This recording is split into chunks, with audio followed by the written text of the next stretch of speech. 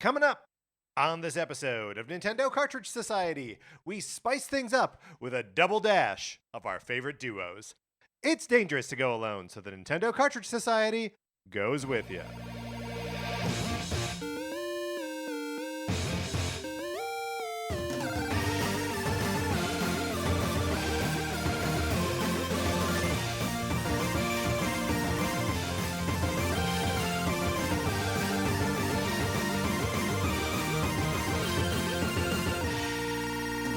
Welcome to Nintendo Cartridge Society. My name is Patrick Ellers, and I'm joined, as I'm always joined, by my co-host, Mark Mitchell. Mark, how's it going? It's going great. Of course, before we started recording this episode, we did a little mic check that quickly devolved into Ba Ram You from from Babe. Right.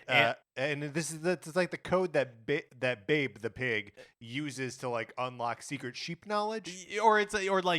That's how he it's like a secret code that only sheep know, and so they don't respect him, but once he learns it, then they're like, oh, maybe we should give this little pig some of our time and attention. Well, but here's the thing that implies is, like, wouldn't a sheep be the best sheep herd? Like, you just need to teach one sheep, right? Because they already trust that sheep knows Bahram you. Oh, yeah. Right? But I'm gonna say this, but I don't think it's true in the text. I think, like, in the text, okay, here's what I was gonna say. Yes. Is that I don't think sheep are smart enough to do that. But in the text, I think what is actually true is that everybody thinks sheep are stupid, but they're not. They just, like, don't listen to anybody who doesn't know the code. Yeah. They're just strong. So I think yes is the answer to your question. But you could never convince a sheep to do that. Oh, that is of course the trick. That's because they're too strong-willed. Right. But Babe is just dumb enough or innocent enough. He's innocent enough to go for it. I don't want to be throwing shade at Babe here. All right. So how many pigs do you know that can live in the city? Miss Piggy, of course. Have you ever seen Babe Pig in the City? No, I have not. Yeah, I haven't either. Apparently, it's like dark or like weird or something. I'm serious. Apparently, it's weird. Is it also George Miller? I think it is also George Miller. I feel like it's like the Gremlins 2 to Gremlins in the way that it's just more chaotic than the first one. The first one, even though the first Gremlins is pretty chaotic. Well, and the Gremlins gets less dark, I think, as it goes on. Like, that's true. It gets more cartoony. It's more like wacky. And like it's more like the point of Gremlins 2 is the like sequelification of stuff that was good and just like goes insane by the second entry. Yeah, that's true. You know how I cry at everything, like movies, fast food commercials that has some theme of like family reconciliation. I am just like weeping openly. And like months ago, maybe actually a couple of years ago at this point, I was like, oh, have you ever seen, to my husband, I was like, have you ever seen Babe? And he's like, I think so. I think I saw it when I was little. And I'm like, haven't seen it for a long time, but I remember like thinking it was good. So so I was like, let's watch it. So we watched Babe. And, he's at the end, he's like, oh yeah, that was pretty cute. And I'm just like inconsolable. Weeping. Yeah, exactly. Like that pig did it. And like the music is going, I just lost it. Couldn't handle it.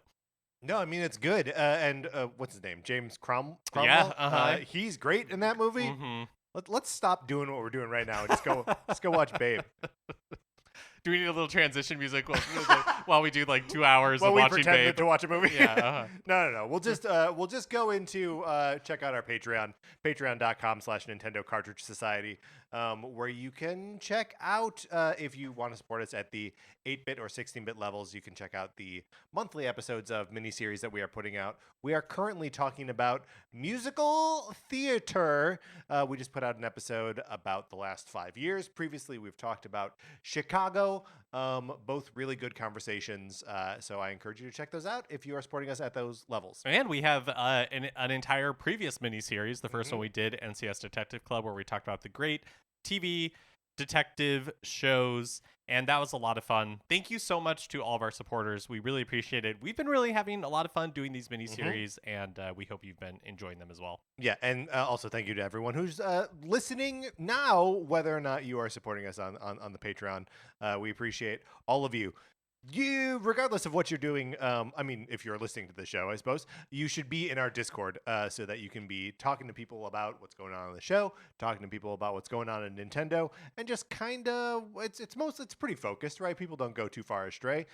All you gotta do is email us at Nintendo Cartridge Society at gmail.com, and I will send you an invitation to join the Discord. We keep it locked up, so not just anyone can wander in. If you sent me a request and the link is timed out, feel free to send me a follow-up. It does not bother me at all. I will happily send you a second link to get in. Mark, we've got something to get to today. We've got to talk about our favorite Nintendo duos, so let's get into it.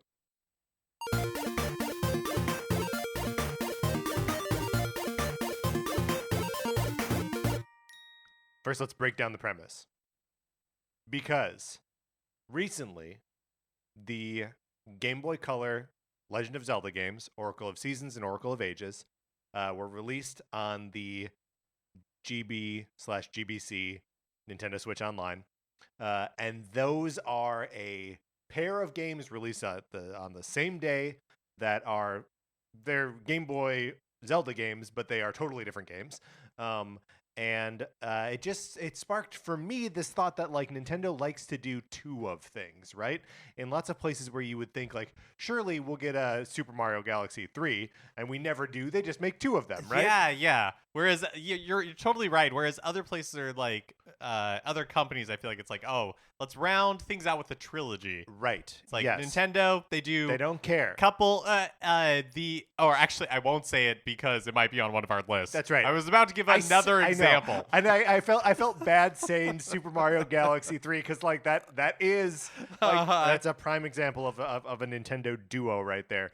But like the premise sort of extends to a lot of like corners of Nintendo ephemera, right? That there are duos in terms of like characters or pieces of hardware or just like features of Nintendo products. And so we wanted to go through and highlight some of our favorites. And I think there's a few that are just, like positioned on the shelf already. It goes without saying that Mario and Luigi are a classic Nintendo duo. Classic pair. Like, what are you going to do without Mario and Luigi? Like, I guess Mario 64? There's no Luigi in that.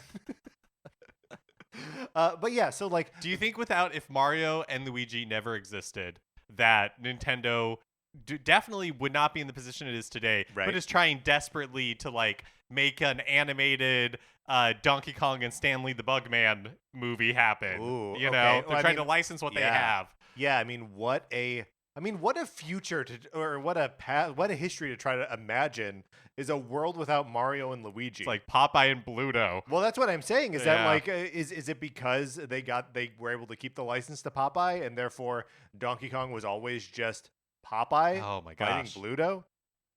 What a nightmare world. And then like, because then there would also be no need for, because it wouldn't be as popular as maybe it would be. Maybe Popeye would just be a popular thing. But like, would Sega still create Sonic the Hedgehog? Like, if there was no Mario, and like, would Sonic like want to eat radishes or something because he was trying to? Yeah, I think that's right. Yeah, instead of chili dogs, it's like, boy, I love these radishes, and they make my arms have like big muscle circles on them. Oh, I see. Because Sonic eating chili dogs, which is not an invention of the games, it's an invention of like the animated series, is inspired by Mario eating mushrooms. What are we saying here? Yes. Okay, and sure. Yeah, okay, yeah. And in that case, it would, in this alternate past that we're talking about, right, where Popeye is popular, it'd be, of course, Popeye eating spinach. Right, popular. What's or would Nintendo just had to like go off and be like, would Link be a more like center focused character? But would Link exist? Because like sure, without the like breakthrough success of Donkey Kong, is Miyamoto as much of a like mover and shaker within Nintendo? Right. This is an impossible hypothetical. We've strayed far afield. But all this is to say, Mario and Luigi, top duos. Table stakes. Yeah. Great. Love them. Also, just like on the shelf is like, we acknowledge this. We know every Pokemon release. Yeah, that's right. That's right. Red, Blue, or red green if you're in Japan. The others. I realize I don't need to name them. Those are obvious and strong, and it's such a weird like feature of the Pokemon franchise that they're like every time we put out a game, we put out 2. Yep. So good for them. And because it is our show, let's just go ahead and do it. Donkey Kong and Stanley the Bugman, classic Nintendo duo. Putting it up there. I don't know if I agree with that. Poor Stanley the Bugman, you know? Yeah, no, it's true. Just forgotten to the... Thy name is trash.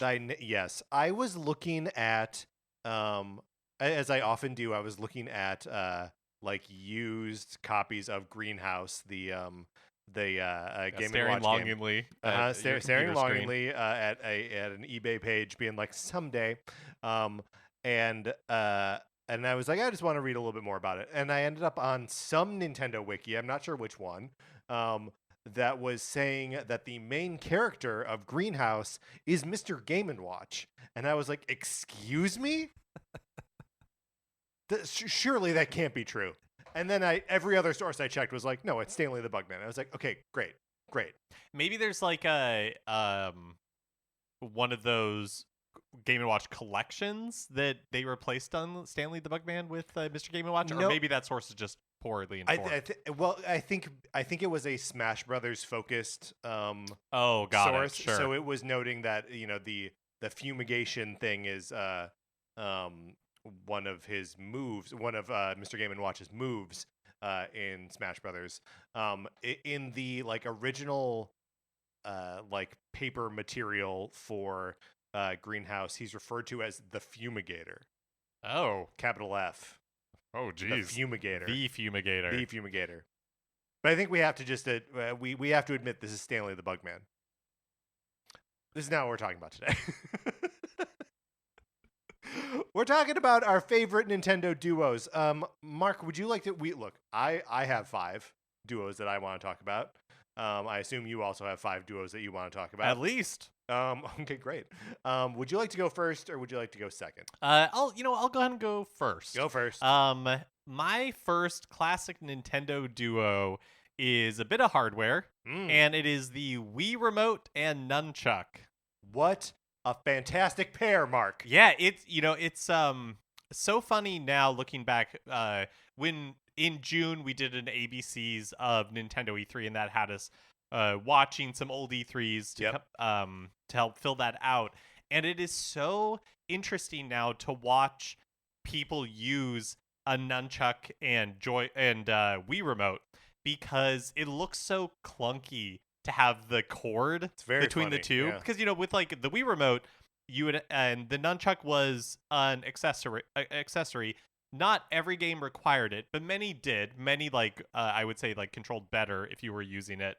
And you would have to plug it into the bottom of the Wii Remote using the Nintendo proprietary plug that they still use to this day. I don't know, to this day. I think the last time they used it was on the Super NES Classic Edition. Okay. But, I mean, that was 2018 or something. So wow. Yeah, you're right. It was 5 years. It's been a little while. Ooh, that's another good duo. That was the one I was going to call out as an example of Nintendo doing two things and then stopping. Yes. But I wasn't sure if it was on either of our lists. But yeah, so the Wii Remote and Nunchuck, but so it's a little funny to see people use them now, because of course now they would be like Bluetooth and you wouldn't have a cord that was connecting them or anything. They would just pair together or something like that. But at the time, it was like it's the small memories of things that make them so memorable. Sometimes it's the smell of something, or the tactile feel of something. For me, it's the memory of having the nunchuck and the kind of clicking sound when you would plug it into the bottom of a Wii Remote, and then using it because it had a little accelerometer in there, and so you shaking it to do the shield parry. Yeah, exactly. In Twilight Princess and all that kind of stuff. It's just kind of embedded in my mind as part of the Wii. When I think of the Wii Remote, when I think of playing games on the Wii, I think of having both in my hand.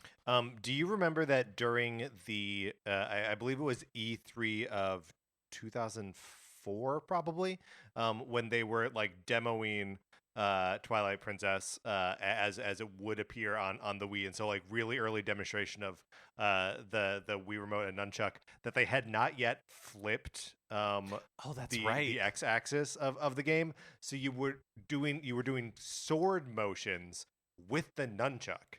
Oh, I did not Isn't remember that that. That wild? is so crazy. I mean, actually, it makes sense why they flipped it because I want to make sure I get this right, but like historically, Link was always left-handed, and then Yes.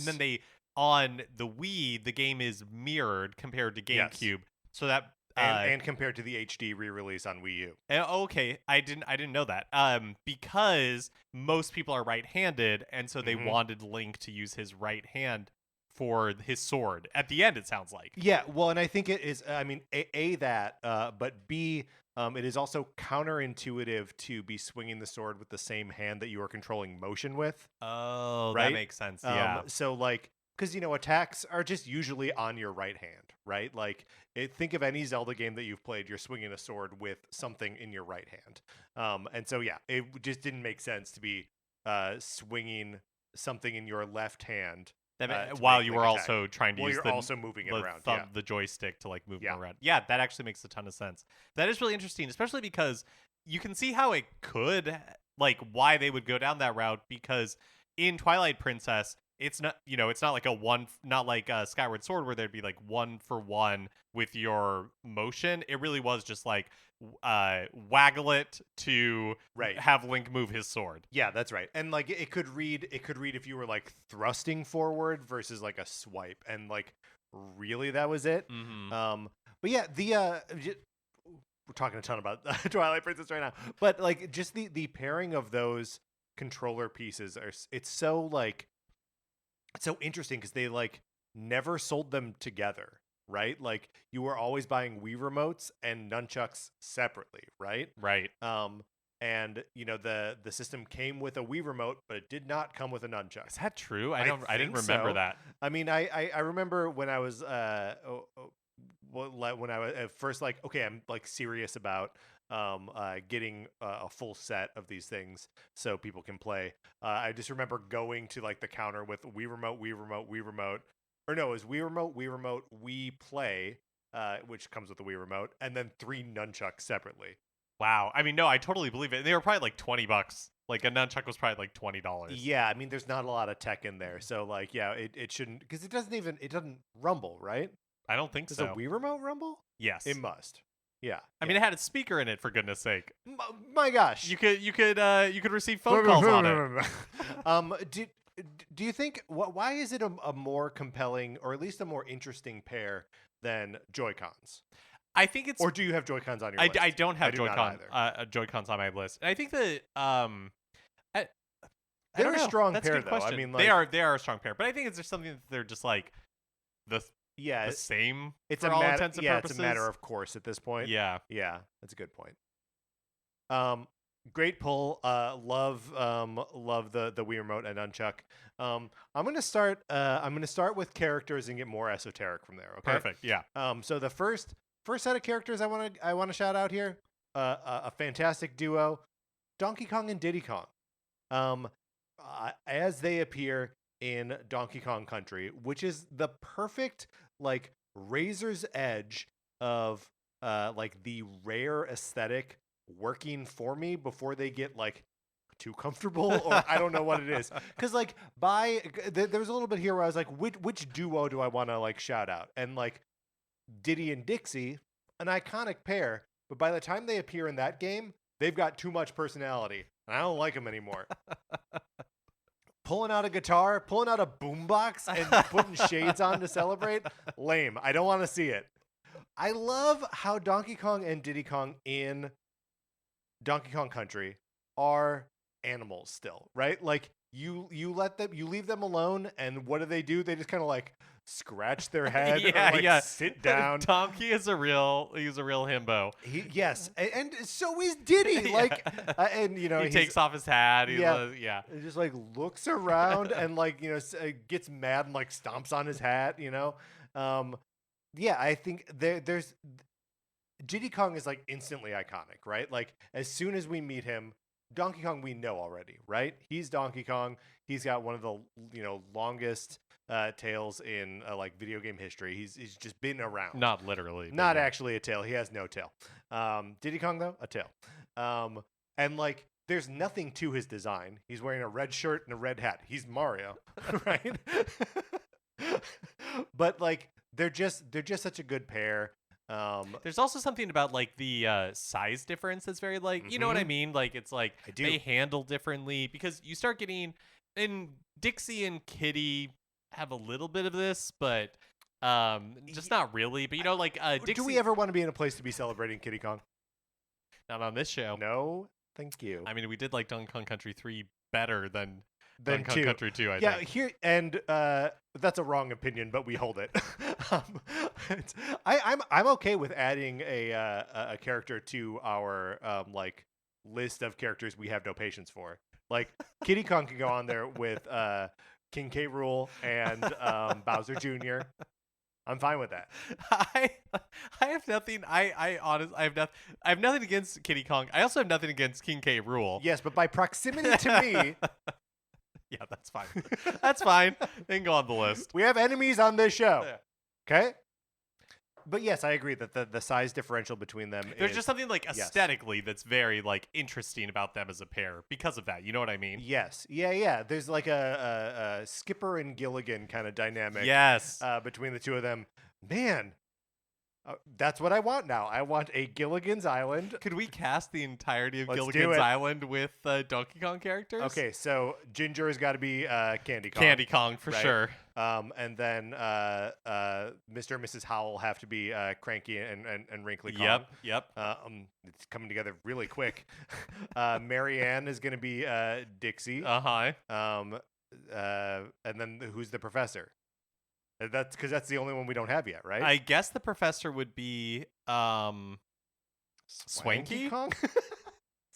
I mean, we couldn't be more wrong. I think that it would have to be like because there is no like nerdy character. I mean, Funky Kong is an inventor in the third game. That's true, but definitely not like the professor. No. I think it is Swanky. It's got to be Swanky. Yeah. All right. Or King K. Rool when he's in the second game when he's like Lab Coat K. Rool, Dr. K. Rulenstein or whatever. Is that the second game or the third game? I don't care. Did we just do that in like 30 seconds? Yeah, it was so fast. Oh, there we go. So let's not do an episode like that. But yeah, Donkey Kong and Diddy Kong, I think they're an iconic pair.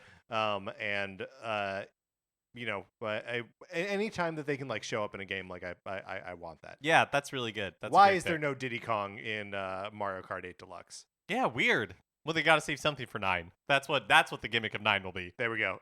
The only racer is Diddy Kong. Got to start somewhere. Mm-hmm. Okay, my next pick. I'm gonna do characters as well. I do have a few hardware picks in here, but mix it up a little bit.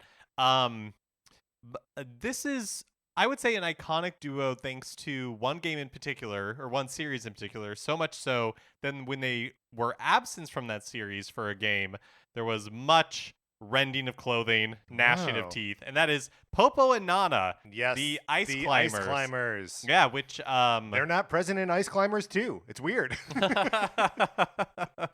But when Ice Climbers, I guess, were added for Super Smash Brothers Melee. Yes. The second game in the series. And then went missing for Smash 4, which was the Wii U and Nintendo 3DS versions. And my memory anyways, I don't know if this was... Wait, sorry. What did we say they appeared in Brawl first? Is that what we just said? Melee, the second game. They're not in Brawl? Is Brawl? Brawl is 3. Brawl is Wii. Uh-huh. I think that's where they originate from. Oh, okay. So from Brawl. Okay, got it. Okay. So they're in Brawl. Yeah. And then they're missing in the next game. Right. They're missing from 4. They're missing from 4. Largely because how are you going to put all those ice climbers on 3DS? Is that the real reason? Like, is I that mean, that like was one did of we? yeah, there were like interviews with Sakurai during at the time, and like that was one of the things cited as, because you could have, four versions or four of the same character, right? And Oh, then there would be right. 8 ice climbers running around. And like on Switch, you can do it where you're doing an 8-player fight where all 8 players are ice climbers, and so there are 16 of them running around. But like that kind of thing, just not possible on the 3DS. Okay, got it. Okay, I looked it up because I want to make sure we got this right. Yeah. And they did originate in the series in Melee, so on the Okay. GameCube. All right, I'm wrong. And then they were on Brawl, Mm-hmm. and then they were missing from 4. Right. Because, like you said, how are you going to put all those ice climbers on a Nintendo 3DS? And I think when they were added to Melee, people were like, okay, got it. And then they're in Brawl, and it's like they're part of the series. But I don't think people loved ice climbers. No. But so I think Sakurai was probably like, hey, we can get rid of ice climbers. Who's going to care? Right. People cared. Okay, did they though? Did they care, or were they just excited when they came back? Like, as part of everyone is here, it's very exciting. Yeah, no, I think it's true. I think people were like, Snake, sure, yeah, whatever. Okay, but like ice climbers. Yeah, Snake, whatever. Pichu, cool, I guess. People were like banging on the table, flipping Right. things over. Right. Ice climbers were back, baby, and they were back in a big way. And so, like Ice Climber is not a game that I have any affection for. But thanks to them being in the Smash Brothers series, and I do think them being taken away for Smash 4. Yeah, even though it's I think true. you're right, like people probably like didn't care that much, but the fact that they were gone, the fact that you couldn't have them, that Right, Nintendo was right. withholding them, Right. and then to bring them back for Ultimate, it was like Ice Climbers are back. Oh my God, ice climbers are back. Yeah. The ice climbers are. Yeah, I know you just said that you have no affection for the original Ice Climber game.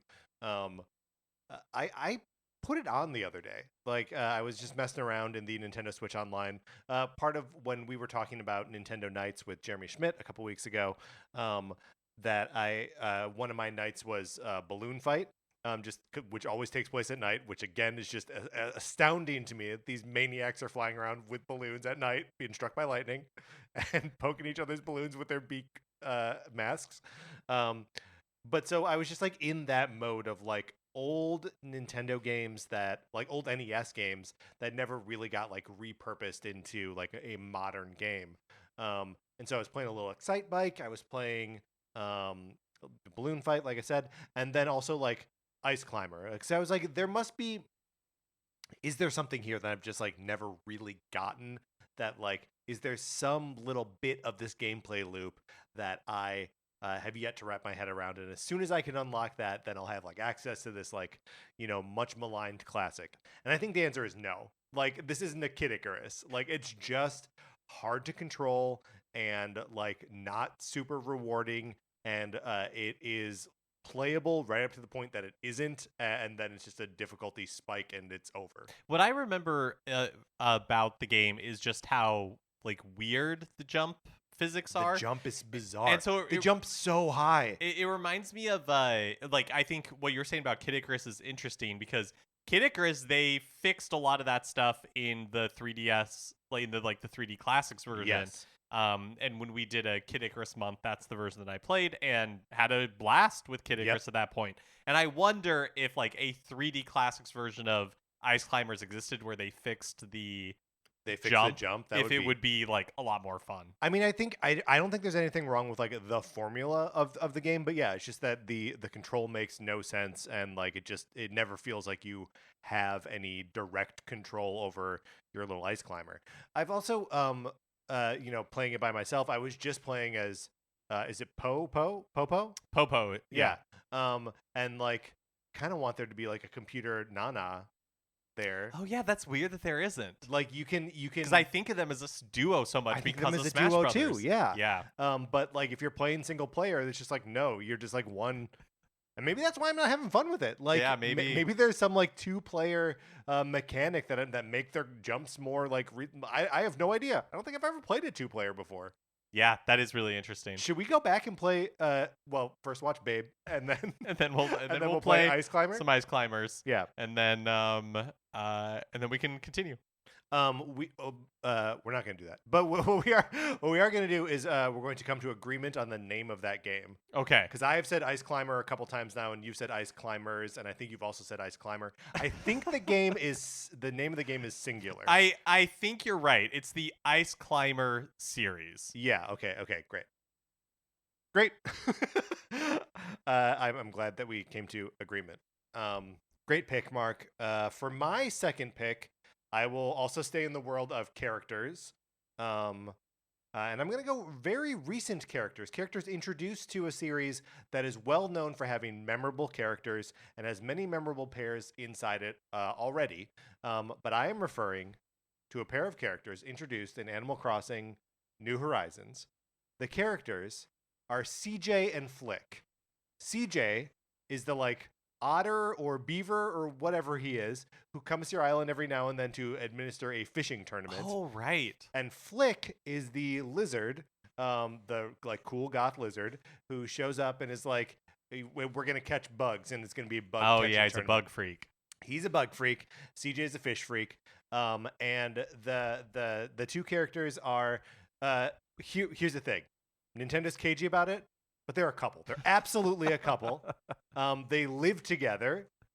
You can build vacation homes for them in Happy Home Paradise if you have the amiibo to summon them to the island. And all of their dialogue, with you as you're designing their house, is about the other one. All Flick wants to talk about is CJ. And Flick gets excited when you're like, we can do a combo house for the two of you. Flick gets very excited. So it is there. I want so badly for Nintendo to just be like, yeah, they're dating. It's fine. But also, I don't know that I need that. I don't know that I need that validation. Right. They are. They're adorable, and I think because talking about himbos, right? CJ is a classic himbo, but he's kind of like a social media camping himbo, right? Oh yeah, absolutely. Definite influencer in the Animal Crossing world. Yes, and he's always talking about getting likes on his on his videos. Exactly. His yeah. fishing videos. Hey everyone, I'm out here on. I'm here with my boy Flick. They're just very sweet, and I like them a lot. That's such a good pick. And they're so they are instantly compelling characters. I know Animal Crossing New Horizons introduced a handful of new and, to my mind, iconic villagers. Sherb, one of my absolute favorites. I love Sherb. He's a goat. And he's great. But they're two of the only visitors to the island or functionaries that are new to this. Everyone else has been around the block a couple times. But yeah, CJ and Flick, they bring something new to the game, and they are in love. So they're my one of my favorite Nintendo pairs. That's great. Or duos. I guess. Duos. The That's right. Duos. I apologize. Well, this one we probably don't have to spend that much time on because it's I don't know. I guess it's another pair of Zelda games, but it's Ocarina of Time and Majora's Mask. This is great. And we obviously with Breath of the Wild and Tears of the Kingdom just got another set of direct sequel Zelda games, right? But there's something about the immediacy in which Majora's Mask followed Ocarina of Time. Yes. That makes them so Ocarina of Time was released in 1998, and then Majora's Mask was released just 2 years later in 2000. And there's something about that immediacy of it where with Tears of the Kingdom there was 7 years, 6 years between releases that I don't know. Majora's Mask is such a different game from Ocarina of Time that I think they make such an interesting pairing where it really felt and I think this is actually the origin of Majora's Mask, where it's hey, we got to turn this thing around fast. Right. And so what can we use? What can we use with what we have? And so it's a lot of the Majora's Mask is a fever dream of Ocarina of Time mashups. There's different stuff, but it's a lot of the same character models, the same, like assets across the board, Right. just like remixed, that I think makes Ocarina of Time and Majora's Mask remixed to like such different effect. Yeah, Like not trying absolutely, to do the yes. same thing, but just like, okay, we have like 18 months, let's do this totally different crazy thing that's like not just doing Ocarina of Time again. Well, That I and think makes it's such an interesting pair. yeah, well, and it like takes the idea, like the basic idea, the basic way that the character is controlled, right? The moment to moment gameplay is the same, but like the entire direction, the like what is expected of you, and like how you interact with the world is totally different.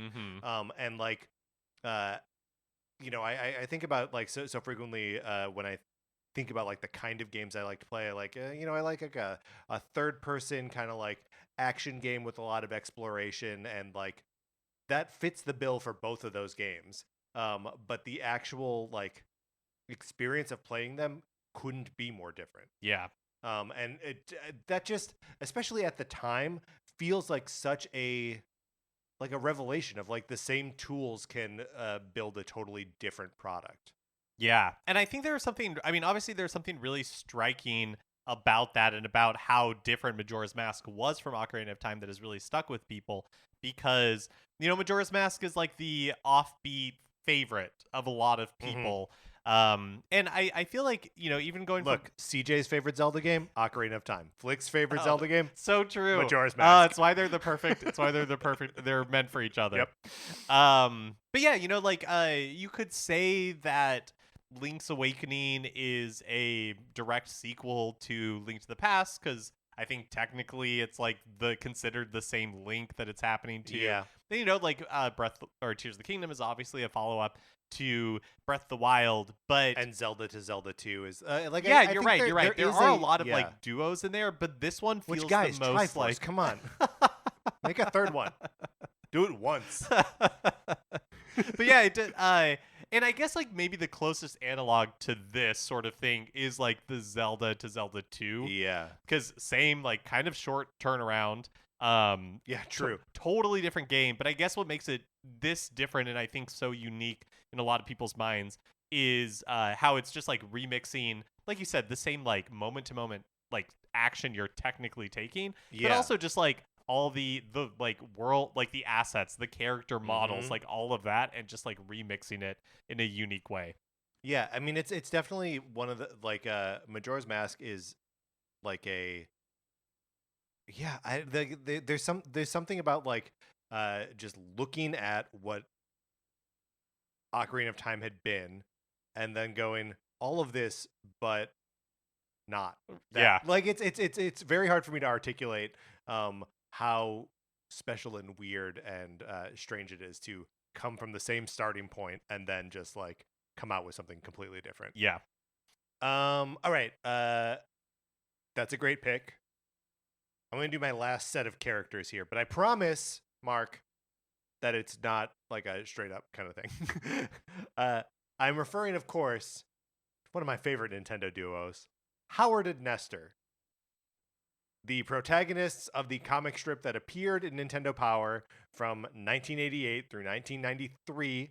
And it's a comic strip, like sometimes a single page comic, sometimes a 2-page comic.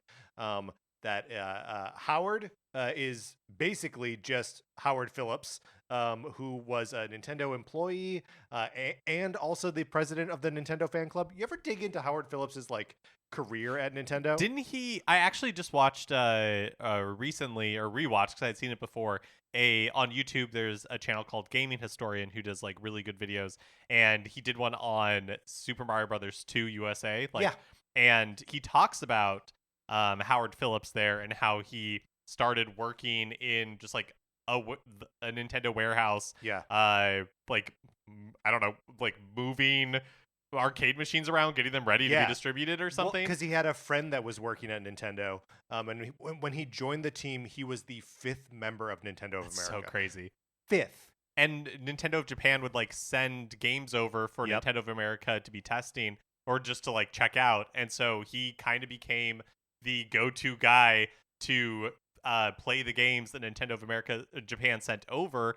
and kind of be like the voice of the people. Well, and also that he would act as like a sort of like salesman or like demo for like going to arcades or like selling like I guess I'm having a hard time even imagining the scenario where like he's there with kids and kids are playing it, but like that was one of his superpowers, was that like he would observe what was actually popular in arcades and report that back to. Yeah, he was like in touch with what people wanted. Yes, and like, you know, to the point where, you know, when they started the like Nintendo Power hotline, that he would like just dip in and like do a shift. Amazing. And like that, like famously, he just knew everything about all the Nintendo games. There's a quote from him from like around like 1990 where he was like, oh yeah, without a doubt, there was no one in America that knew more about Nintendo games than I did. Like, so like they would. Famously would call up, he would answer a call and just answer the question, would have no resource in front of him, just like knew exactly what a kid's problem was in a game, and fix it for him. But so anyway, he is and again, also the president of the Nintendo fan club at this time. So like, I don't know how one swings being both an employee of a company and the president of their fan club, but Howard Phillips did it. And so then he becomes a character in this comic strip in a magazine of which he is a credited editor, and also like a gameplay enthusiasm like checker. So like they would often consult with him when publishing Nintendo Power about like, are these screenshots that we have, are they like real, or is this something that we have from like builds from before the game release? And you'd be like, oh yeah, no, that enemy wasn't in this area, and they're like, okay, great, we don't use that screenshot. And would tell them like what people thought was cool. So like that's, anyway, his career is fascinating, right?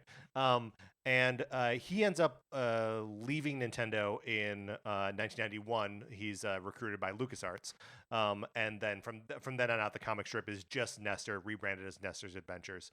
But so the character of Nestor is like I don't know, he's like 11 or 12 or something, and he is like obsessed with Nintendo games, but struggles with them in a way that Howard Phillips does not, right? And the strips are never funny. they're kind of all bad. I tried to do some like reading of them in the lead up to this, but couldn't get through very many. But they're always like good at kind of like plugging something that's cool about an upcoming Nintendo game, or like honestly even giving like hints about how to proceed within Nintendo games. So like, you know, they're doing the job of you know, like what Nintendo Power needs them to do. But then just sort of like the lasting influence of Howard and Nestor. Nestor like appears in video games even after the strip is long defunct, right? It runs till 1993, just as Nestor's Adventures. And then Nestor has a game on the Virtual Boy, Nestor's Funky Bowling, where he and like a female version of Nestor are the two main characters. And then he's one of the playable characters in Pilot Wing 64 the next year. Although in I think just the North American versions, maybe also the European versions, his name is Lark. Yeah, they're all named after birds. They're all named after birds, right? So like I can Yeah, how weird that like in Japan, yeah, the character is named Nestor. Right. Yeah. Is it Hester? Is that the female version of? That's probably right. Yeah, Nestor and Hester. I didn't make that note. Nestor and Hester, not my pair. My pair are Howard and Nestor. And at this point, I don't know if we'll ever see Nestor in a game again, right? But why not? Let's bring him out of retirement, and also like, I don't know, figure out a way to get Howard back. Like he's like a tall, skinny dude, like wearing a bow tie, red hair. Like I don't know, they're both such like, again, it's the same dynamic that I've been calling out. I guess every single one of my duos. That's true. That is very funny. But in any event, Howard and Nestor. Very good. Very good.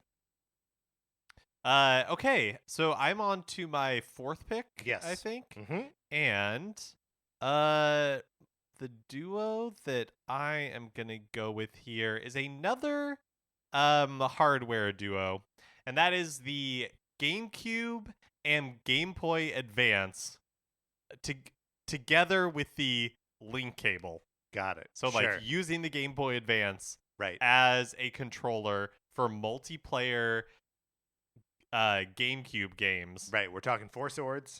We're talking Final Fantasy Crystal Chronicles. Yep. Nintendo. Is there a Pac-Man game too? Yes. Yep. Yeah.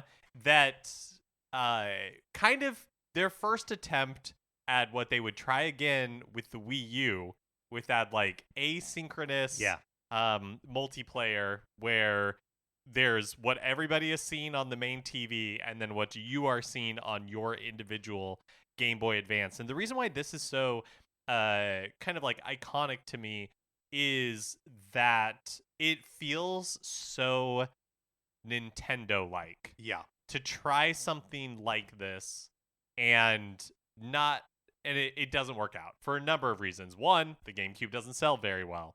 And two, it's a big ask for, you know, like if you want to play Crystal Chronicles with 4 people, all 4 of them have to have Game Boy Advance, and then you all got to get together to play it. And you all need the link cable. Yeah, that's not a given either. Yeah, but there's something about those like looking back, even now, like the Wii U, right? We did like 10 years of the Wii U, and looking back on these like Nintendo swings and misses where they try something that's kind of like weird and it doesn't work out. It's like fun when you're looking in hindsight. Yeah. Because you get to see like that like quirky Nintendo, and when you're in it, it's not always that fun because you're like, what am I supposed to play right now? Like, this does suck, right? but in hindsight, yeah. when you can see like where Nintendo is now, it's just kind of like fun to see these weird attempts that they make that don't always work out. But I feel like that's part of what makes like Nintendo is they do take these big swings. I was thinking about the that sort of like asynchronous experience and the like personal screen like part of that, as it relates to the Game Boy Advance link cables and the Wii U when we were playing Everybody 1-2 Switch. Because like there's the mode where you're playing with Joy-Cons, but there's also the mode where people are just on with their phones, and like we're running around the apartment trying to take pictures of like colors, or we're writing trivia questions or whatever, and that by its very nature like necessitates the single personal screen that no one else gets to see, and like that is an undeniably compelling feature of all 3 of those things that I think we largely view as failures. Yeah, right? Totally. And like, you see successful implementations of the like everyone has their own screen in like a Jackbox like party style game. But like I think there is like undeniably something there. And I wonder if Nintendo is done experimenting with that, or if, because like the way a Switch works, right? Like there are 120 million of these things in the wild, right? Like, you can get 2 people together and have 2 separate screens pretty easily. Like, even though like the dollar amount is higher, it's a smaller ask to have 4 Switches like synced together to play a 4-sword Zelda game, but they just like don't do that. Yeah. It will be interesting to see. It does seem like something that like asynchronous gameplay is something that is in the back of their minds. And sure, it's every 10 years that we, hear something about that, but that means that we're only like we're due. A couple years away from right. Nintendo taking another swing at it. But I think like, oh no, Switch 2. Yeah, Switch U. Yeah. I do Switch U, Mark. But I do think part of the reason that they tried it with the GameCube and Game Boy Advance, and that they, tried it with the Wii U, is that there is something there. I think you're right. Like, it's not unfun. It's just sometimes the ask is either too great, which I think was in the case of the GameCube and the Game Boy Advance, and coupled with the fact that like with the Wii U, there was a pretty quick ceiling that they ran into where it was like, oh, outside of Nintendo Land, I don't really know that any game that's true like did it that well. Yeah. But But there is something there.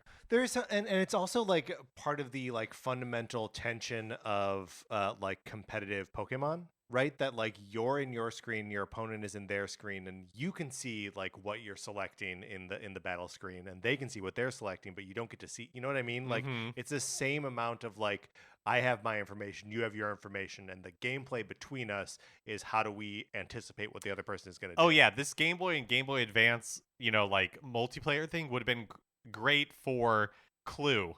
Like we had growing up, we had the Super Nintendo version of Clue. Yeah. And so in order to look at the cards, everybody else has to look away if you want to look at your deck. Yeah, that's a mess. You know what I mean? Yeah. But if we all had our Game Boy Advances and connected it to our GameCube, no problem. We'd all have our own screen.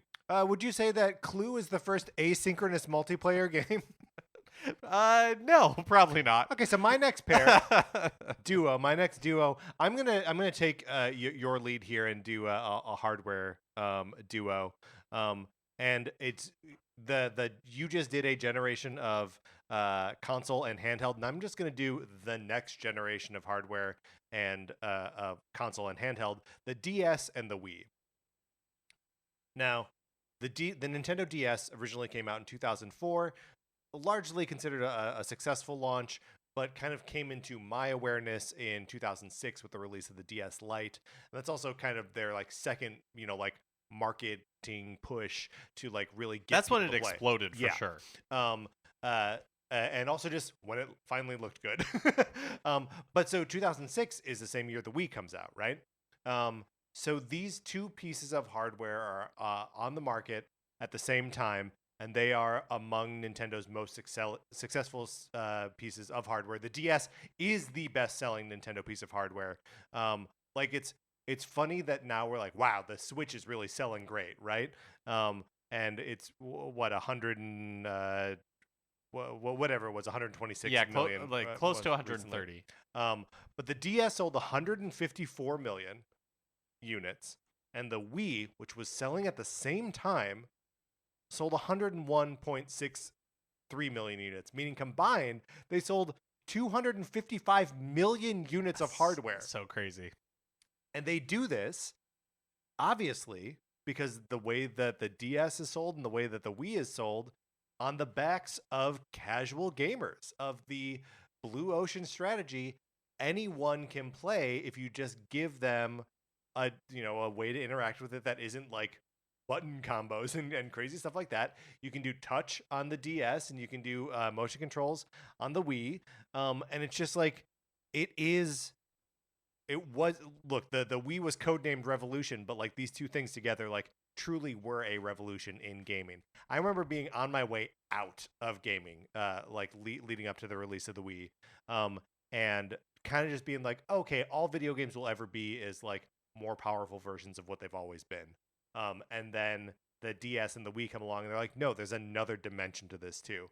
And is that always like the dimension I want to be pursuing? Like, no, but that influence on gaming has been like an undeniable good, right? Yeah, I completely agree. And I think that it's just really interesting, you and I having been around for all of Nintendo's like home consoles or handhelds, like we've seen every generation of Nintendo hardware, versus there are so many people that like the Wii and DS is their entry point into games, and and into like Nintendo, and what a like kind of just, it's difficult for me to imagine that being the entry point, because you have all of the classic Nintendo like franchises like Mario Galaxy, and you have a couple of Zelda games and like all that kind of stuff, but then you have everything else that would like all the Wii titles, all the and you have Wii Sports Resort recently, but just a lot of that stuff was like it happened in the Wii generation and was so closely tied with Nintendo, and then never happened again in the same way. Yeah, and certainly never like made the same impact. You said Wii Sports Resort. You meant Nintendo Switch Sports. Yeah, recently, Nintendo Switch Sports. Checking that debug myself. But it is interesting like how much those something like Brain Age, right? being such a staple of the DS, and then is like kind of absent from the scene that is Nintendo now. I know there was a Brain Age that wasn't released in North America. But not released in North America means it's just gone. But yeah, it's they reach so many other people, and like part of that was Nintendo aggressively like marketing these things as like friendly or like regular people play these things.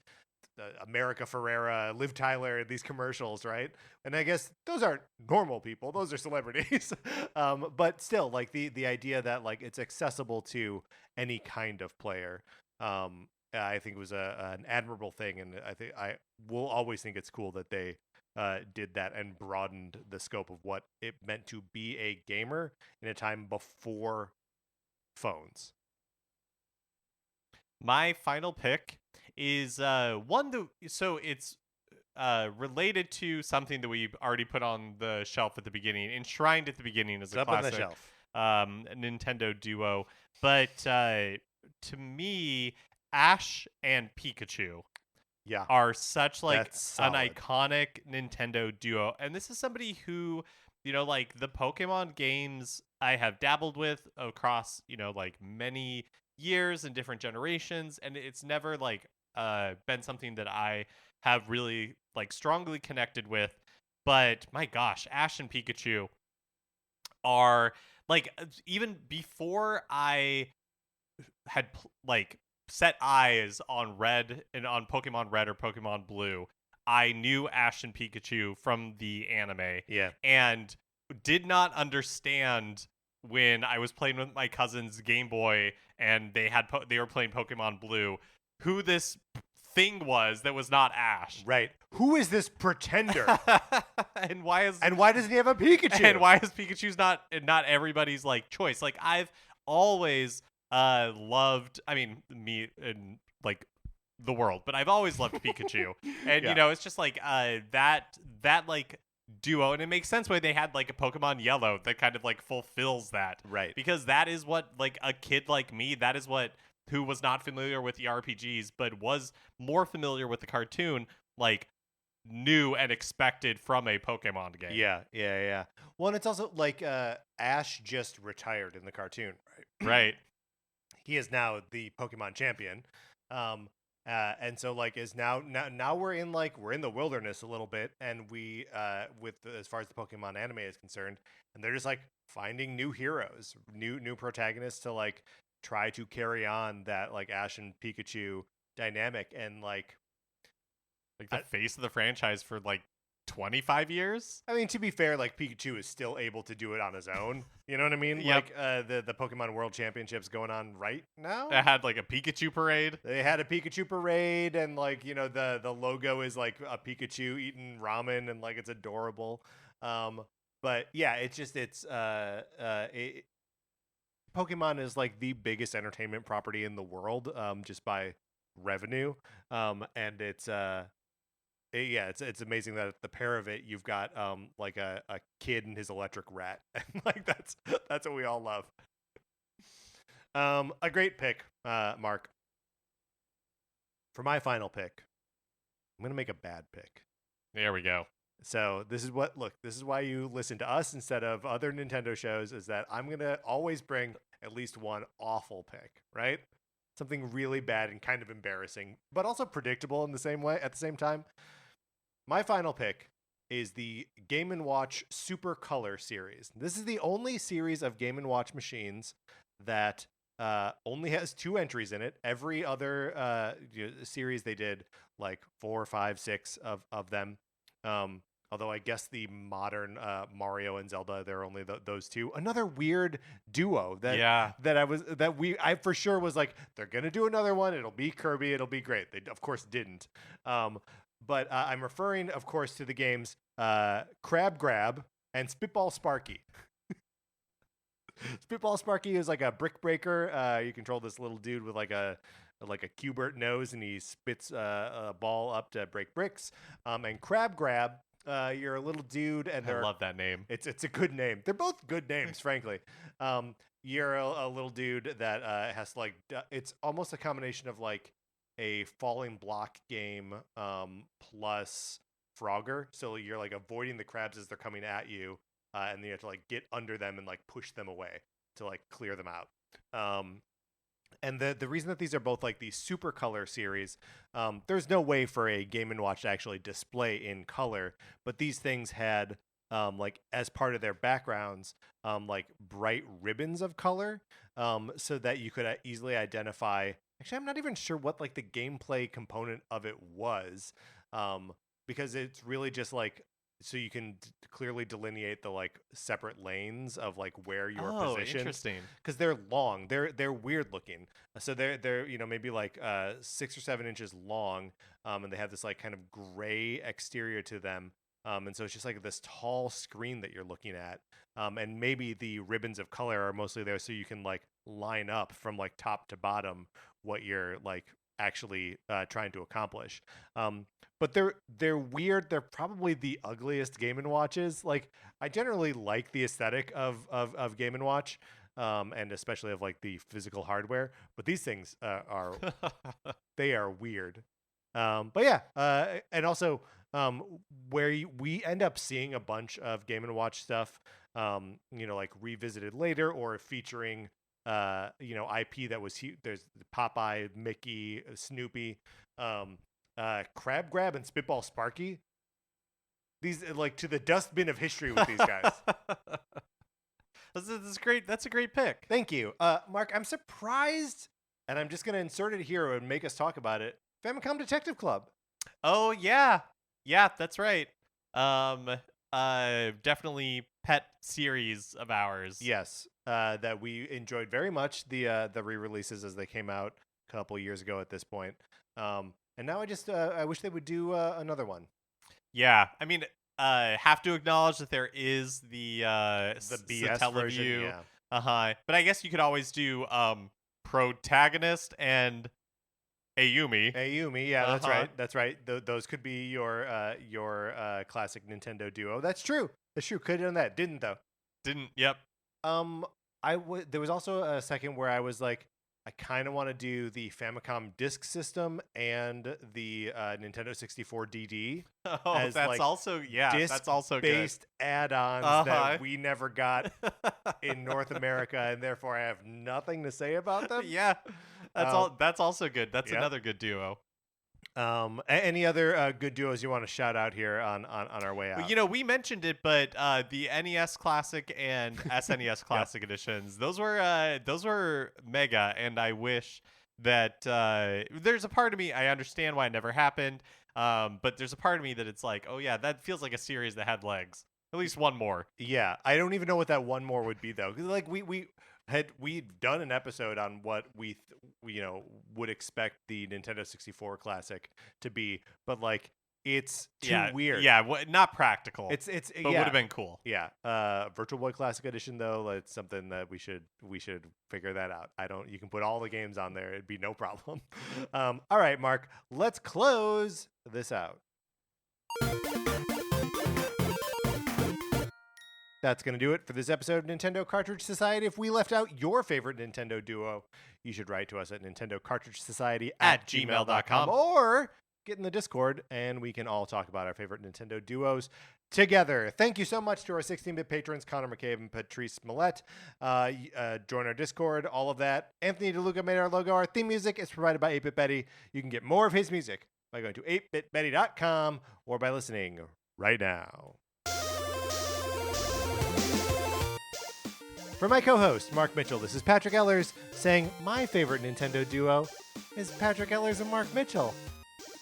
We can end this one on a sweet note. I think that's nice. Mark's just nodding along. Thanks for listening.